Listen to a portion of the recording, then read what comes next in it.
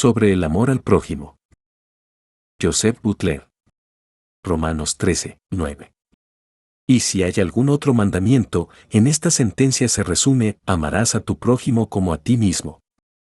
Se observa comúnmente que hay una disposición en los hombres a quejarse de la maldad y corrupción de la época en que viven como mayor que la de las anteriores, a lo que suele seguirse esta observación adicional de que la humanidad ha sido en ese aspecto muy similar en todos los tiempos. Ahora bien, sin determinar si esto último no se contradice con los relatos de la historia, no se puede dudar mucho de que el vicio y la necedad toman diferentes rumbos, y algunos tipos particulares de ellos son más abiertos y declarados en algunas épocas que en otras, y, supongo, se puede decir que es muy característico del presente profesar un espíritu contraído y una mayor consideración del interés propio de lo que parece haberse hecho en el pasado. Por esta razón, parece que vale la pena investigar si es probable que el interés privado se fomente en proporción al grado en que el amor propio nos absorba y prevalezca sobre todos los demás principios, o si el afecto contraído no puede posiblemente ser tan predominante como para decepcionarse a sí mismo e incluso contradecir su propio bien privado.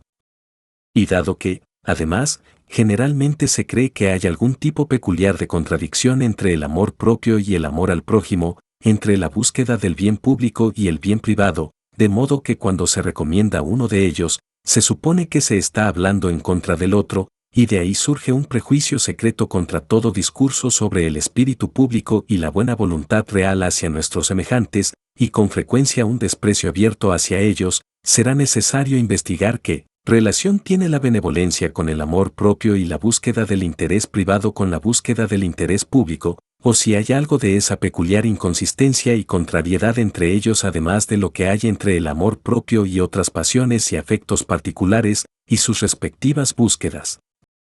Se espera que estas investigaciones sean atendidas favorablemente, pues se harán todas las concesiones posibles a la pasión favorita, que tanto le ha permitido y cuya causa se defiende tan universalmente, se la tratará con la mayor ternura y preocupación por sus intereses.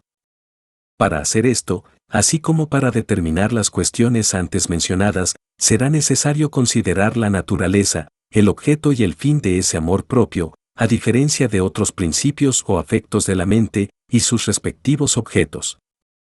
Todo hombre tiene un deseo general de su propia felicidad, y asimismo una variedad de afectos, pasiones y apetitos particulares hacia objetos externos particulares. El primero procede del amor propio, o es el amor propio, y parece inseparable de todas las criaturas sensibles, que pueden reflexionar sobre sí mismas y sobre su propio interés o felicidad de modo que tengan ese interés como objeto de sus mentes. Lo que se puede decir de este último es que proceden de esa naturaleza particular, según la cual está hecho el hombre, o juntos la constituyen. El objeto que persigue el primero es algo interno, nuestra propia felicidad, goce, satisfacción, ya tengamos o no una percepción particular distinta de lo que es o en qué consiste. Los objetos del segundo son esta o aquella cosa exterior particular, hacia la que tienden los afectos, y de la que siempre tiene una idea o percepción particular. El principio que llamamos amor propio nunca busca nada externo por causa de la cosa, sino solo como medio de felicidad o bien, los afectos particulares residen en las cosas externas mismas. Uno pertenece al hombre como criatura razonable que reflexiona sobre su propio interés o felicidad. Los otros, aunque muy distintos de la razón, son parte de la naturaleza humana. De aquí se desprende que todos los apetitos y pasiones particulares son hacia las cosas externas mismas, distintas del placer que surge de ellas, que no podría haber este placer si no fuera por esa adecuación previa entre el objeto y la pasión, no podría haber goce o deleite por una cosa más que por otra, por comer más que por tragar una piedra, si no hubiera un afecto o apetito por una cosa más que por otra. Todo afecto particular, incluso el amor al prójimo, es tan realmente nuestro propio afecto como el amor propio, y el placer que surge de su satisfacción es tan mi propio placer como el placer que el amor propio tendría al saber que yo mismo seré feliz algún día. Y sí, porque todo afecto particular es propio de un hombre, y el placer que surge de su satisfacción es su propio placer, o placer para sí mismo. Ese afecto particular debe llamarse amor propio. Según esta manera de hablar, ninguna criatura puede actuar sino meramente por amor propio, y toda acción y todo afecto, cualesquiera que sean, debe resolverse en este único principio. Pero entonces este no es el lenguaje de la humanidad, o si lo fuera, necesitaríamos palabras para expresar la diferencia entre el principio de una acción, que procede de la fría consideración de que será para mi propio beneficio, y una acción, supongamos que de venganza o de amistad, por la que un hombre corre hacia una ruina segura al hacer mal o bien a otro. Es evidente que los principios de estas acciones son totalmente diferentes, y por eso se necesitan palabras diferentes para distinguirlos. En lo único que coinciden es en que ambos proceden de una inclinación del hombre y se hacen para satisfacerla. Pero el principio o inclinación en un caso es el amor propio, en el otro, el odio o amor a otro. Hay, pues, una distinción entre el principio frío del amor propio, o deseo general de nuestra propia felicidad, como una parte de nuestra naturaleza y un principio de acción, y los afectos particulares hacia objetos externos particulares, como otra parte de nuestra naturaleza y otro principio de acción. Por tanto, por mucho que se le permita al amor propio, no se puede permitir que sea la totalidad de nuestra constitución interior, porque, como veis, hay otras partes o principios que entran en juego.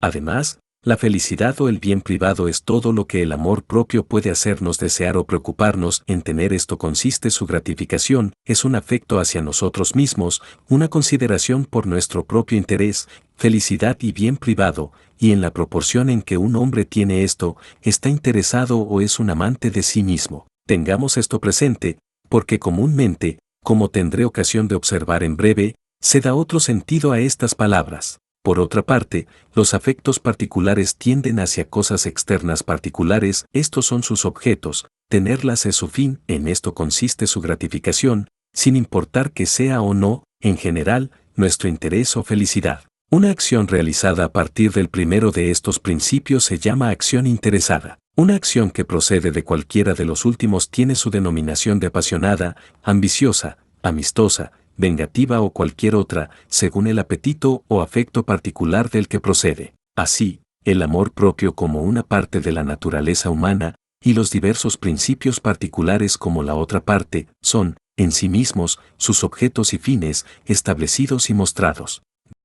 De aquí se desprende que es fácil ver hasta qué punto y de qué manera cada uno de estos elementos puede contribuir y estar al servicio del bien privado del individuo. La felicidad no consiste en el amor propio. El deseo de felicidad no es la cosa en sí misma, como el deseo de riquezas no es la posesión o el disfrute de ellas. Las personas pueden amarse a sí mismas con el afecto más completo e ilimitado y, sin embargo, ser extremadamente miserables. El amor propio no puede ayudarlas en nada, sino poniéndolas a trabajar para librarse de las causas de su miseria, para obtener o hacer uso de aquellos objetos que por naturaleza están adaptados para proporcionar satisfacción. La felicidad o la satisfacción consisten únicamente en el disfrute de aquellos objetos que por naturaleza son adecuados a nuestros diversos apetitos, pasiones y afectos particulares. De modo que si el amor propio nos absorbe por completo y no deja lugar a ningún otro principio, no puede haber en absoluto nada parecido a la felicidad o al disfrute de ningún tipo,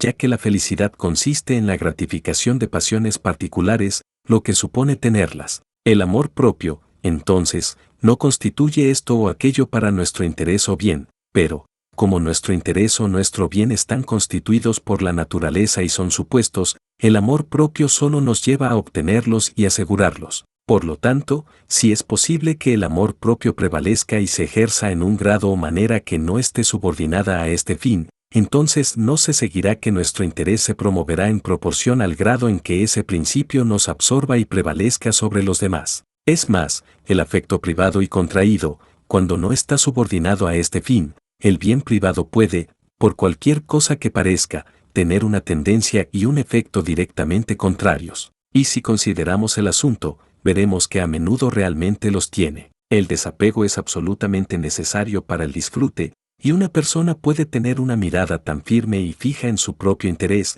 donde quiera que lo ponga, que puede impedirle atender a muchas gratificaciones a su alcance, a las que otros tienen sus mentes libres y abiertas. El cariño excesivo por un niño no suele considerarse beneficioso para él, y, si hay que hacer alguna conjetura a partir de las apariencias, seguramente ese carácter que llamamos egoísta no es el más prometedor para la felicidad. Es evidente que un temperamento así puede manifestarse en un grado y de una manera que puede producir una preocupación y una ansiedad innecesarias e inútiles, en un grado y de una manera que puede impedir la obtención de los medios y materiales de disfrute, así como el uso de ellos. El amor propio inmoderado no favorece en absoluto su propio interés y, por paradójico que parezca, es cierto que incluso a partir del amor propio debemos esforzarnos por superar toda consideración y consideración desmesuradas hacia nosotros mismos. Cada una de nuestras pasiones y afectos tiene su límite y su medida naturales, que pueden ser fácilmente excedidos,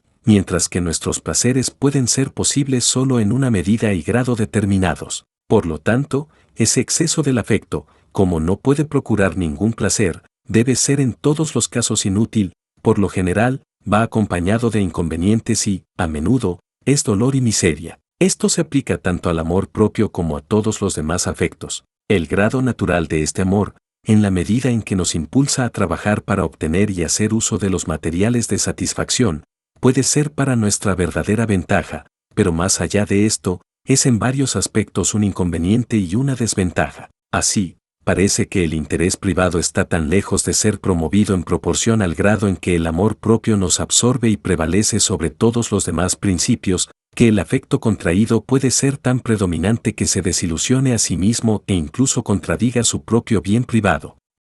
Pero, ¿quién, excepto el más sórdido codicioso, pensó alguna vez que hubiera alguna rivalidad entre el amor a la grandeza, el honor, el poder o entre los apetitos sensuales y el amor propio? No, hay una armonía perfecta entre ellos. Es por medio de estos apetitos y afectos particulares que el amor propio se satisface en el goce, la felicidad y la satisfacción. La competencia y rivalidad se da entre el amor propio y el amor al prójimo, ese afecto que nos hace salir de nosotros mismos, nos hace indiferentes a nuestro propio interés y lo sustituye por el de otro. Ahora se considerará si en este caso hay alguna competencia y contrariedad peculiar.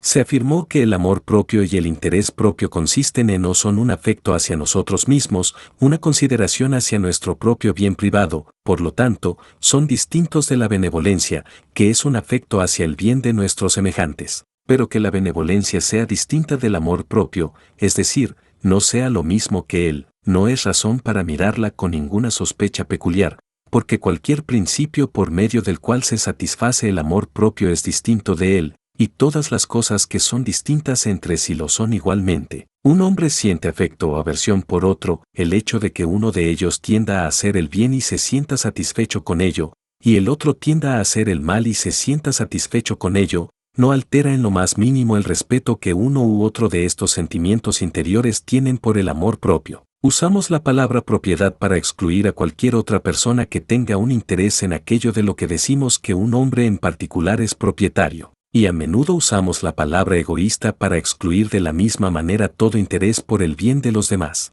Pero los casos no son paralelos, porque aunque esa exclusión es realmente parte de la idea de propiedad, sin embargo, esa exclusión positiva, o la incorporación de este peculiar desprecio por el bien de los demás a la idea de amor propio, en realidad está añadiendo a la idea, o cambiándola de lo que se dijo antes que consistía, es decir, en un afecto hacia nosotros mismos. Siendo esta la idea general del amor propio, no puede excluir la buena voluntad o el amor a los demás de otra manera que no la incluya, ni de otra manera que no excluya el amor a las artes, a la reputación o a cualquier otra cosa. Por otra parte, la benevolencia, como tampoco el amor a las artes o a la reputación, excluye el amor propio. El amor al prójimo, por tanto, tiene el mismo respeto y no está más alejado del amor propio que el odio al prójimo o que el amor o el odio a cualquier otra cosa. Así, pues, los principios por los que los hombres se lanzan a una ruina segura para destruir a un enemigo y para preservar a un amigo tienen el mismo respeto por el afecto privado y son igualmente interesados o igualmente desinteresados,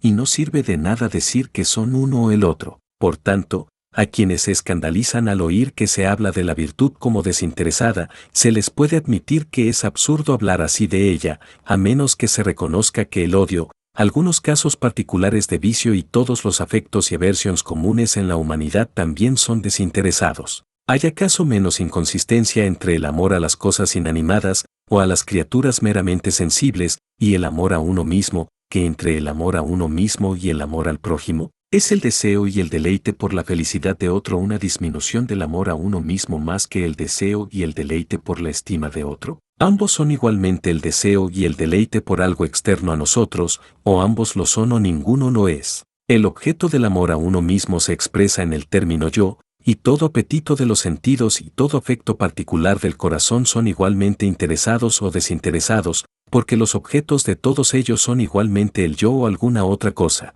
Por tanto, cualquier ridículo al que pueda suponerse que pueda exponerse la mención de un principio o acción desinteresados, debe, al estar el asunto así expuesto, relacionarse con la ambición y con todo apetito y afecto particular tanto como con la benevolencia. Y, de hecho, todo el ridículo y toda la grave perplejidad de que este tema ha tenido su parte plena, provienen meramente de las palabras. La forma más inteligible de hablar de ello parece ser esta, que el amor propio y las acciones que se realizan en consecuencia de él, pues enseguida parecerán ser las mismas en lo que respecta a esta cuestión, son interesados, que los afectos particulares hacia los objetos externos y las acciones que se realizan en consecuencia de esos afectos no lo son. Pero cada uno es libre de usar las palabras como le plazca. Todo lo que se insiste aquí es que la ambición, la venganza, la benevolencia, todas las pasiones particulares y las acciones que producen son igualmente interesadas o desinteresadas.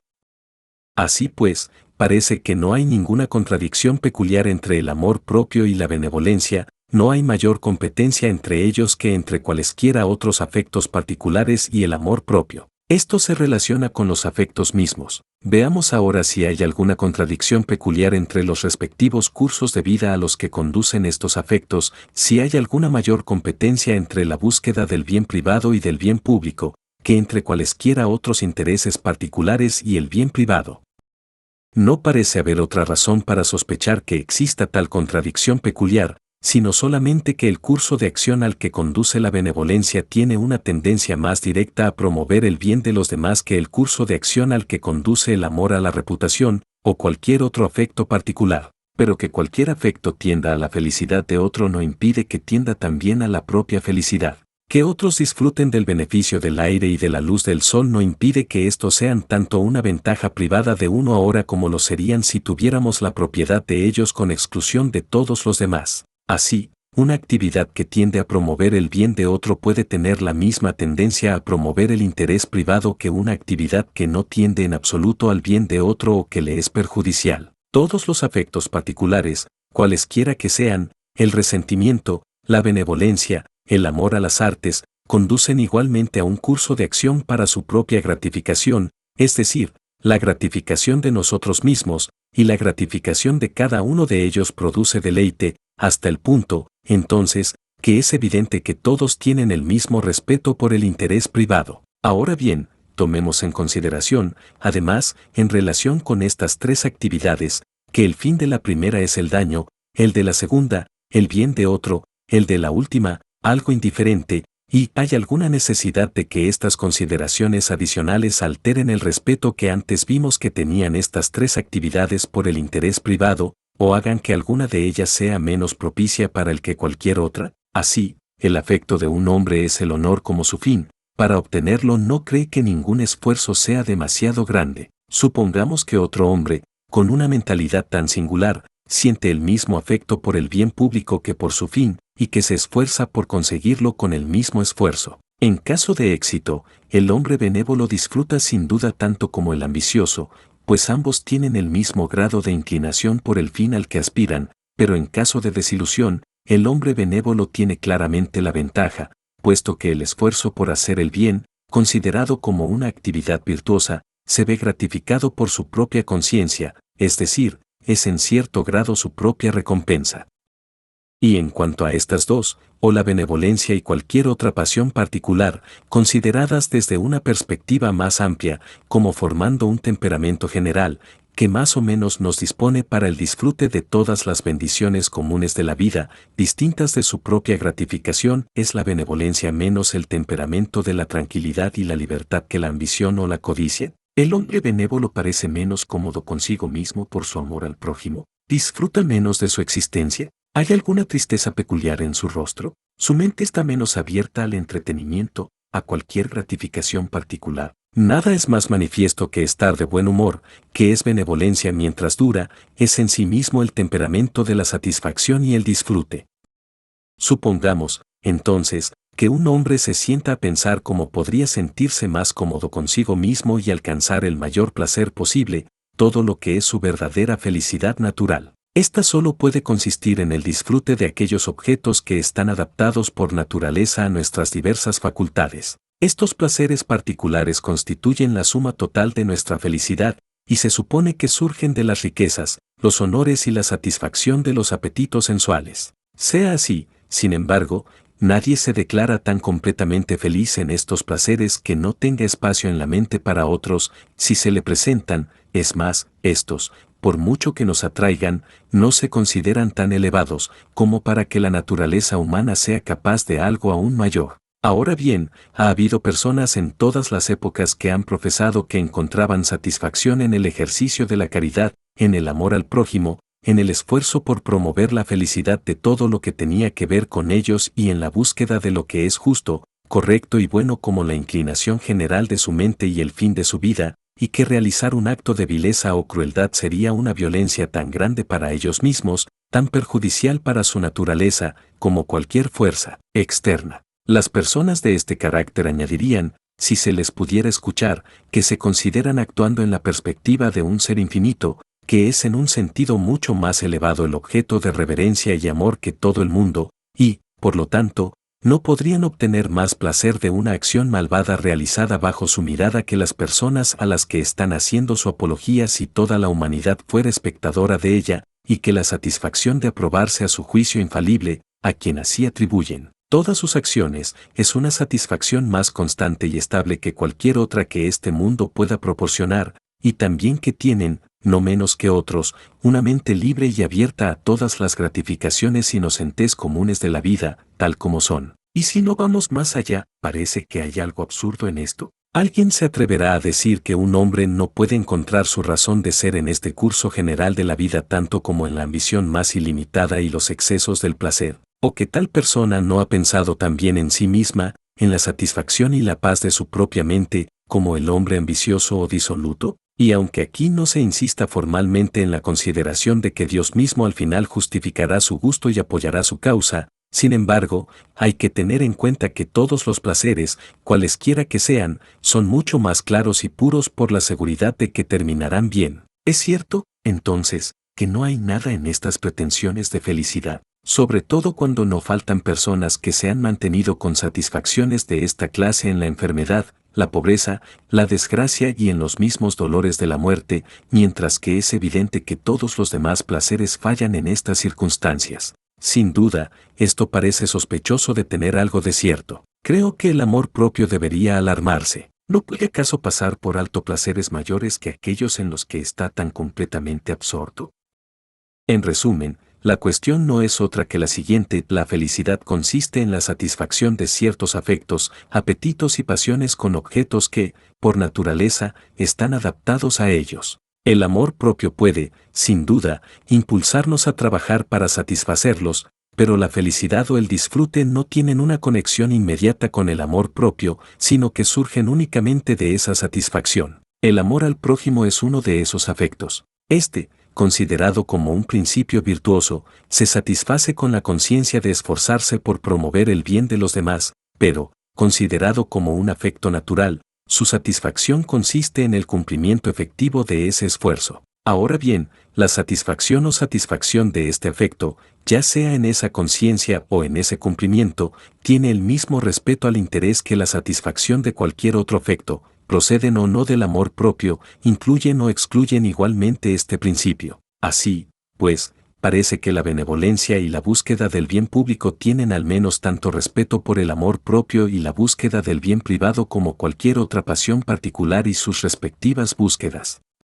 La codicia, ya sea como temperamento o como búsqueda, no es una excepción a esto. Porque si por codicia se entiende el deseo y la búsqueda de riquezas por sí mismas, sin ninguna consideración de los usos que se les den, esto tiene tan poco que ver con el amor propio como lo tiene la benevolencia. pero con esta palabra se suele significar no una locura y una distracción total de la mente, sino un afecto inmoderado por las riquezas y la búsqueda de ellas como posesiones para algún fin ulterior, a saber, la satisfacción, el interés o el bien. Esto, por tanto, no es un afecto particular ni una búsqueda particular, sino el principio general del amor propio y la búsqueda general de nuestro propio interés, por lo que todo el mundo aplica la palabra egoísta a este temperamento y búsqueda. Ahora bien, si bien es ridículo afirmar que el amor propio y el amor al prójimo son lo mismo, tampoco se afirma que seguir estos diferentes afectos tenga la misma tendencia y respecto a nuestro propio interés. La comparación no se hace entre el amor propio y el amor al prójimo,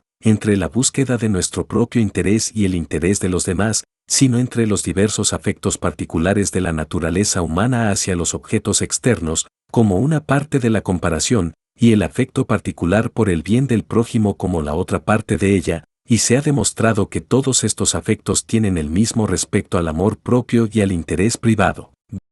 De hecho, con frecuencia hay una inconsistencia o interferencia entre el amor propio o el interés privado y los diversos apetitos, pasiones, afectos o las actividades a las que conducen. Pero esta competencia o interferencia es meramente accidental y ocurre mucho más a menudo entre el orgullo, la venganza, las gratificaciones sensuales y el interés privado que entre el interés privado y la benevolencia. No hay nada más común que ver a los hombres entregarse a una pasión o a un afecto que les lleva a la ruina y a su prejuicio conocido, y en contradicción directa con el interés manifiesto y real y con los más fuertes reclamos del amor propio, mientras que las aparentes competencias e interferencias entre la benevolencia y el interés privado se relacionan mucho más con los materiales o medios de disfrute que con el disfrute mismo. A menudo hay una interferencia en la primera, mientras que no la hay en el segundo. Así, en cuanto a las riquezas, cuanto más dinero da una persona, menos le queda en su posesión. He aquí una interferencia real. Pero, aunque un hombre no puede dar sin disminuir su fortuna, hay multitudes que pueden dar sin disminuir su propio disfrute, porque pueden tener más de lo que pueden convertir en un uso o ventaja real para sí mismos. Así, cuanto más pensamiento y tiempo dedica a alguien a los intereses y el bien de los demás, necesariamente tiene que tener menos para atender a los suyos propios, pero puede tener una provisión tan abundante y pronta de sus propias necesidades, que tal pensamiento puede ser realmente inútil para él mismo, aunque sea de gran servicio y ayuda para los demás. El error general de que existe una mayor inconsistencia entre el esfuerzo por promover el bien de otro y el interés propio que entre el interés propio y la búsqueda de cualquier otra cosa parece surgir, como ya se ha insinuado, de nuestras nociones de propiedad y ser alimentado por el hecho de suponer que esta propiedad es en sí misma nuestra felicidad o nuestro bien. La gente está tan absorta en este tema que parece haber formado a partir de él una forma general de pensar que aplica a otras cosas con las que no tiene nada que ver. Por lo tanto, de una manera confusa y superficial, bien podría darse por sentado que el hecho de que otro no tenga interés en un afecto, es decir, que su bien no sea el objeto del mismo, hace que, por así decirlo, el interés del propietario en él sea mayor, y que si otro tuviera interés en él, éste lo haría menor, o bien daría lugar a que tal afecto no pudiera ser tan favorable al amor propio o tan conducente al bien privado como un afecto o una búsqueda que no tenga en cuenta el bien de otro. Esto, digo,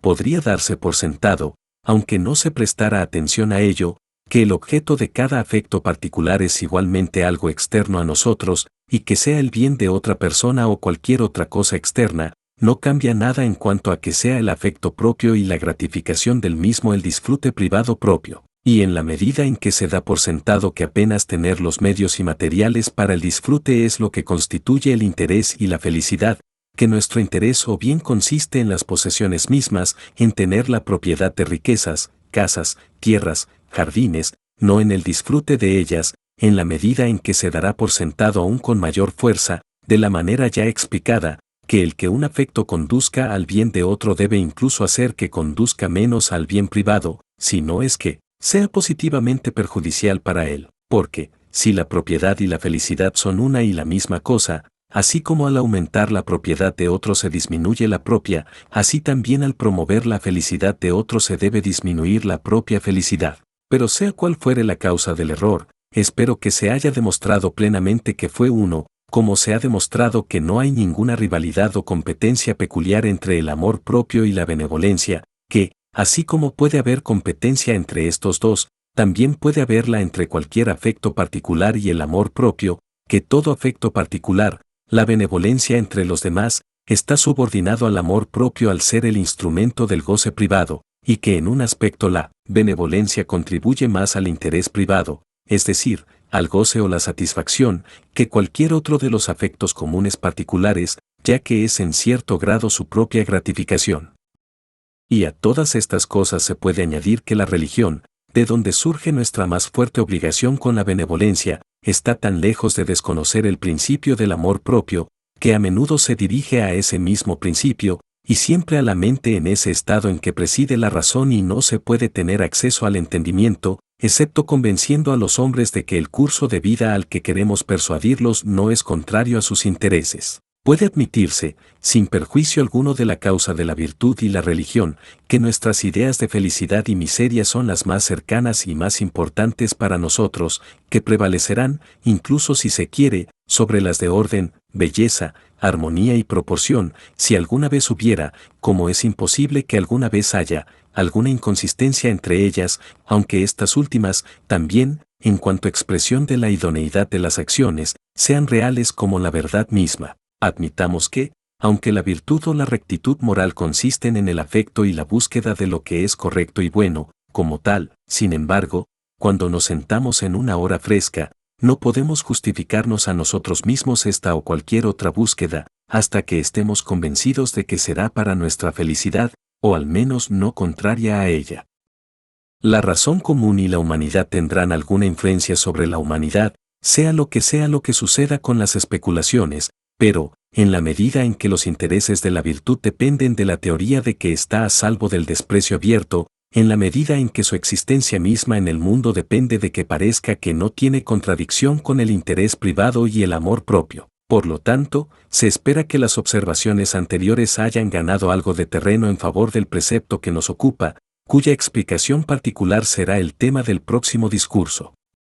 Concluiré ahora con la observación de la obligación peculiar que tenemos con la virtud y la religión, tal como se refuerza en los versículos que siguen al texto, en la epístola del día, desde la venida de nuestro Salvador al mundo. La noche está muy avanzada, el día está cerca, desechemos, pues, las obras de las tinieblas y vistámonos con las armas de la luz. El significado y la fuerza de esta exhortación es que el cristianismo nos impone nuevas obligaciones con respecto a una vida buena, ya que por medio de él se revela más claramente la voluntad de Dios y proporciona motivos adicionales para la práctica de la misma, además de los que surgen de la naturaleza de la virtud y el vicio, podría añadir, ya que nuestro Salvador